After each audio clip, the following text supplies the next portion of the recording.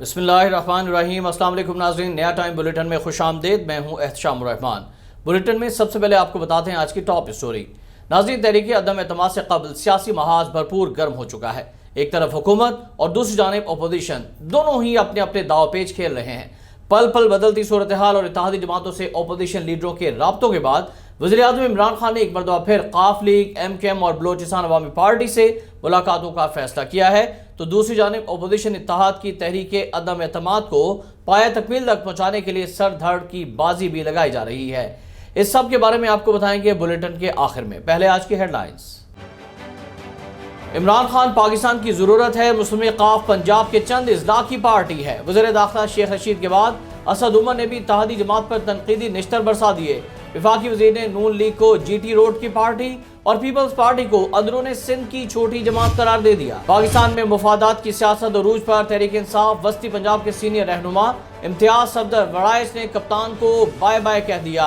Peoples party में शमूलियत का ऐलान। आसिफ अली जरदारी और बिलावल भुट्टो से मुलाकात में भरपूर एतमाद का इजहार। मुल्क में सियासी जोड़ तोड़ जारी, हर जमात को इक़्तिदार की फिक्र, अवाम को अल्लाह के हवाले कर दिया गया। महंगाई ने गरीबों की जान ना छोड़ी। एक हफ्ते के दौरान खाने पीने की अशिया 0.52% महंगी। मुर्गी, गोश्त, प्याज, घी की कीमतों में होश सुबह इजाफा। वफाकी इदारा शुमारियात की हफ्तावार रिपोर्ट जारी। सऊदी अरब समेत मशरक़ वस्ता के ममालिक में 1 अप्रैल को रमज़ानुल मुबारक का चांद नजर आने का इम्कान। पहला रोज़ा 2 अप्रैल बरोज़ हफ्ते को होगा। ईद उल फितर 2 मई को होगी। रूस यूक्रेन जंग में शिद्दत आ गई। रूसी तैयारों की बमबारी से यूक्रेन का सबसे बड़ा फौजी अड्डा तबाह। 35 अफराद हलाक, 134 जख्मी। दारुल हुकूमत कीव के नजदीक रूसी फौजियों की फायरिंग से अमरीकी सहाफ़ी हलाक, साथी जख्मी। न्यूयॉर्क टाइम्स का रिपोर्टर चेक पोस्ट के करीब निशाना बना। यूक्रेन पर हमला करने की सजा। रूस की बिल्लियों पर आलमी मुकाबलों में शिरकत पर पाबंदी आयद। 39 ममालिक पर मुश्तमिल बिल्लियों की तंजीम ने रूस से बिल्लियों की इम्पोर्ट भी बंद कर दी।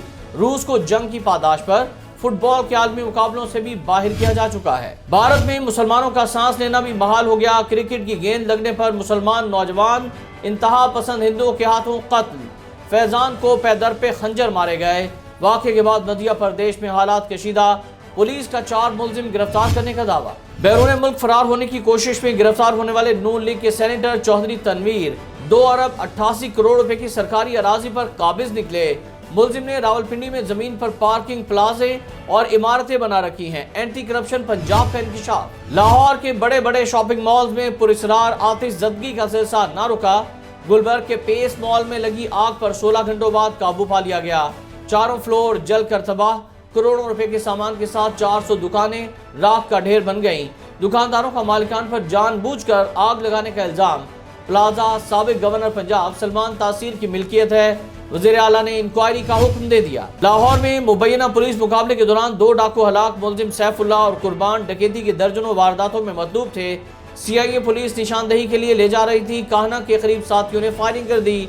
लाशें पोस्टमार्टम के लिए मुर्दा खाने मुंतकिल। मोटर में पुलिस ने कार सवार शहरी को रोका तो उसकी कांपें टांग गईं। पिशावर में कांपें टांग रही हैं कि नंबर प्लेट के साथ गाड़ी चलाने वाला ड्राइवर कानून के शिकंजे में आ गया। भारी जुर्माना। पुलिस ने नंबर प्लेट भी हटा दी। कांपें टांग रही हैं तो क्या हुआ। Hareem Shah chairman Peoples Party की हिमायत में मैदान में आ गई। बिलावल भुट्टो से बहुत मोहब्बत करती हूँ, वही अगले वजीर आजम भी हैं। उनकी उर्दू का मजाक उड़ाने वाले शर्म करें। टिकटॉकर ने सियासतदानों और मीम्स बनाने वालों को खरी खरी सुना दी। कराची टेस्ट में कैंगरूज के 556 रन के पहाड़ जैसे टोटल ने शाहीनों के आसान खता कर दिए। कौमी टीम की बैटिंग लाइन लड़खड़ा गई। मैच पर मेहमान टीम की गिरफ्त मजबूत। पंजाब कल्चरल डे पर लाहौर समेत तमाम शहरों में रंगारंग तकरीबात। लाचा, कुर्ता, पगड़ी, खुस्सा, पंजाबी सकाफत का अपना अलग ही हुस्न। ढोल की थाप पर पंजाबी भंगड़ा दुनिया भर में मकबूल। पंजाब कल्चरल डे पर सूबे भर में सरकारी अफसरान पगड़ी पहनकर ड्यूटी पर आए। और कराची और अंदरूने सिंध गर्मी जोर पकड़ने लगी। समुद्री हवाएं बंद होने से दर्जा हरारत 35 डिग्री तक पहुंच गया। 16 मार्च तक गर्मी की शिद्दत बरकरार रहेगी। महकमा मौसमियात की पेशगोई। नाज़रीन, हेडलाइंस आप जान चुके हैं। बात करते हैं आज की टॉप स्टोरी से मुतालिक। तो इत्तेहादियों के अपोजिशन की तरफ बढ़ते हुए झुकाव को देखते हुए लगता है जैसे तहरीक इंसाफ की हुकूमत हिचकोले खा रही है। वज़ीर-ए-आज़म इमरान खान पुरएतमाद तो नजर आ रहे हैं, मगर अपोजिशन जमातें भी अपनी कामयाबी के लिए पुरउम्मीद दिखाई देती हैं। क्या इत्तेहादी जमातें हुकूमत का साथ छोड़ जाएंगी या हुकूमत तहरीक अदम एतमाद ناکام بنانے میں کامیاب ہو جائے گی؟ اس بارے میں بات کریں گے سینئر تجزیہ کار کالم نویس جناب محترم سیف الرحمان صاحب سے۔ سیف الرحمان صاحب السلام علیکم، بہت شکریہ آپ کے قیمتی وقت کا۔ بتائیے گا، قاف لیگ، ایم کیو ایم اور بلوچستان عوامی پارٹی کو تحریک انصاف کے ساتھ چلتے ہوئے تقریباً 4 سال ہونے کو آئے ہیں۔ اس دوران ناراضگیاں بھی ہوئیں، حکومت نے کئی بار ان کے مطالبات بھی تسلیم کیے، تو اب کتنے فیصد چانسز یہ ہیں کہ پارٹیاں مشکل کی اس گھڑی میں پی ٹی آئی کا ساتھ دیں گی؟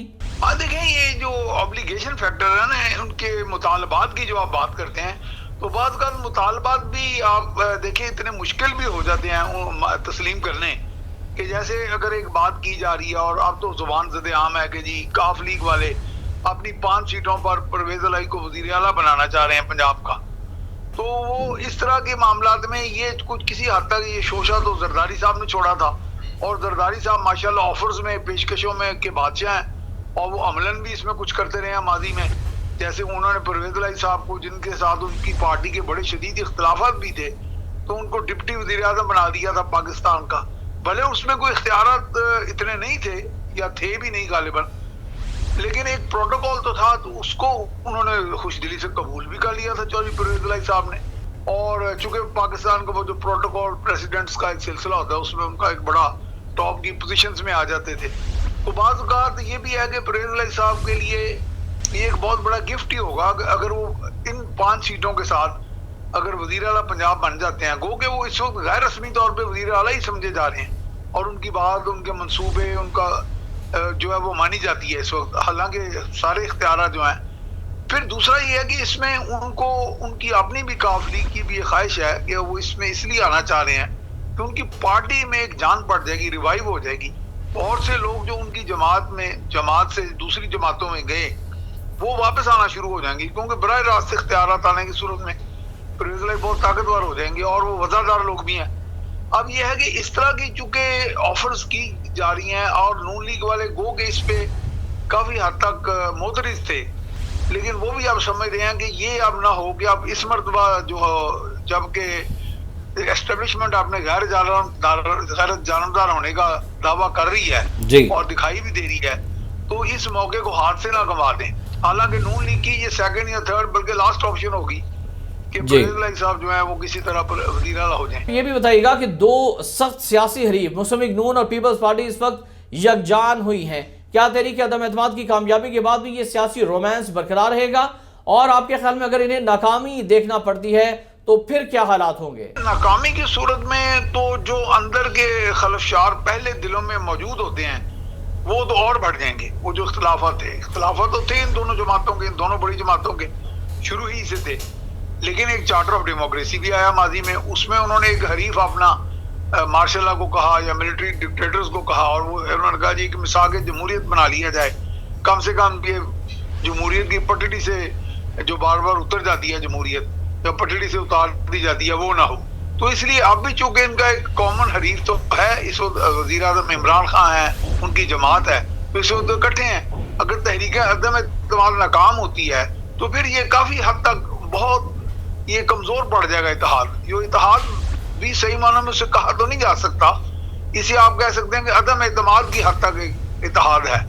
دوسرا یہ کہ اگر کامیاب بھی ہو جاتے ہیں، وہ آپ کو دوسرا سوال یہ تھا، اس صورت میں بھی یہ اختلافات پھر بھی ابھر سکتے ہیں، کیونکہ پھر اگر اختیارات کی تقسیم کی بات ہوگی تو کوئی اپنا بڑا شیئر چاہے گا، کوئی کہے گا جی میں تو لانگ مارچ کر کے آیا ہوں اتنا بڑا، اور اس کے ساتھ ہم نے یہ ساری چیزیں اس نہج پہ لے کے آئے ہیں کہ یہ کامیاب ہوئی، اور کوئی کہے گا کہ جی ہم نے جا کے اسٹیبلشمنٹ کو غیر جانبدار کیا جی۔ تو اس طرح کے معاملات تو پھر چلتے رہتے ہیں، چونکہ اختلافات تو ہیں۔ تو یہ اب بلکہ قوم کی اس طرف دیکھ رہی ہے کہ ہمارے لیڈر جو ہیں یہ فہم و فراست کا بھی مظاہرہ کرتے ہیں، یا صرف آپس میں لڑائیاں لڑتے رہیں گے، اور اس ملک کی جو تقدیر سنوارنے کا ایک دعویٰ ہے وہ کوئی بھی کر پائے گا یا نہیں کر پائے گا۔ بہت شکریہ آپ کا میاں سیف الرحمان صاحب، آپ نے ملکی سیاسی صورتحال کے حوالے سے اپنا تجزیہ پیش کیا۔ ناظرین، نیا ٹائم بلیٹن سے فی الوقت اتنا ہی۔ مزید خبروں کے لیے آپ وزٹ کر سکتے ہیں ہماری ویب سائٹ www.nayatime.com۔